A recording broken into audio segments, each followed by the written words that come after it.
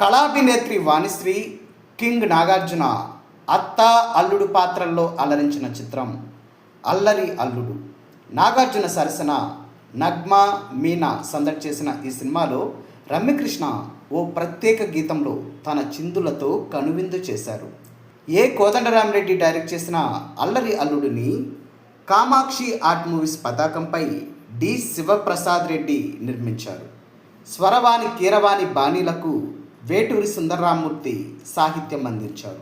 1993 October 6న విడుదలై ఘన విజయం సాధించిన అల్లరి అల్లుడు చిత్రం అఫీషియల్ యాడ్ ప్రకారం 22 కేంద్రాలలో శతదినోత్సవం జరుపుకుంది. ఆ కేంద్రాల వివరాలు: Vijayawada Jairam direct centre, Guntur Pallavi deluxe direct, Ongole Vijayadurga direct, Nellore Krishna AC direct, Vizag Alankar direct, Rajahmundry Urvashi 70mm AC direct, Kakinada Devi Sridevi complex direct, Amalapuram Ganapathi direct, Eluru Srinivasa direct, Bhimavaram Nataraj direct, Tanuku Venkateswara direct, Tadepalligudem Venkatrama direct, Hyderabad Sandhya 70mm direct, Tirupati PGR movie land direct, Chittoor Pramila shifting, Madanapalle Srikrishna direct, Anantapur Shanti direct, Kadapa